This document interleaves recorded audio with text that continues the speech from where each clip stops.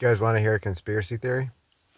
I've been in litigation with the Hampshire Family and Probate Court out of Northampton, Massachusetts since October of 2024. So I did my initial filings the summer of that year, but our first court appearance was October 2024. And from October to literally right now today, right? I just posted a video that some sketchball from their business called me and said I can come up there and read a report. And when I asked who she worked for, she ended up hanging up on me. Right? There was a little more to the conversation than that, but kind of sketchy if you work for the court and you can't say like what department you work for. She said she don't work for the clerk's office. I said, who do you work for? Click. Anyway, that wasn't the call being disconnected. When I say the call's cut, I mean approximately 3 minutes into the call. Most occasions, my phone call's cut. Now, this isn't happening to any other phone number. This isn't happening to any other customer that works with the court. This isn't happening to anyone else. This isn't happening to any other T-Mobile customer as far as they're aware of, right? So it's specific to my number and the court. And the court probably has several extensions, and this just happens. Now, I filed something formal with the FBI to investigate this, and I'm sure they haven't done jack shit, just like everything else they're not investigating, right? But here's the conspiracy, right? Why is this only happening to me and nobody else? And nobody's looking into it.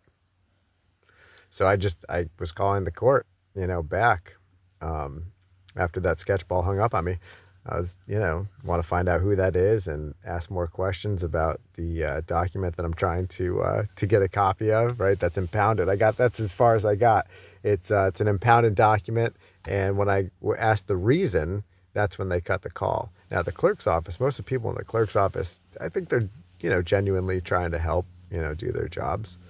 But everyone else in that building, right? From the security guards to the judge to the fucking court service center people.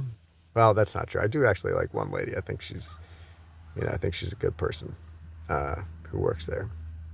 But most of the people, right? And even in the, I don't want to shit on everyone in the building because there are good people that work there.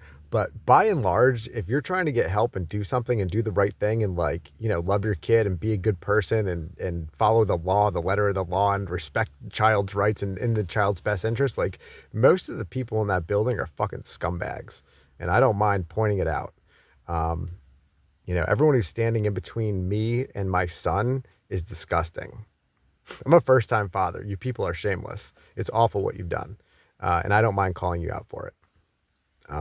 That's what people with integrity do. And if you work for the court system, right, I understand it's a business, but if you're not doing the right things and following the law, then what are you? Besides a criminal.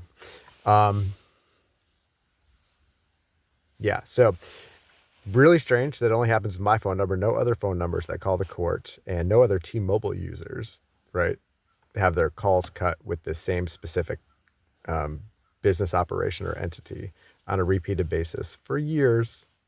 I've been going to this court for well over a year now. So not quite years plural, but if we make it to October, that's 2. So it's been a year and change of the repeated pattern of just cutting my calls with the court. That's been explicitly reported and nobody's doing shit. So it's just, I don't know, is that a conspiracy? I mean, it's something that happened for sure.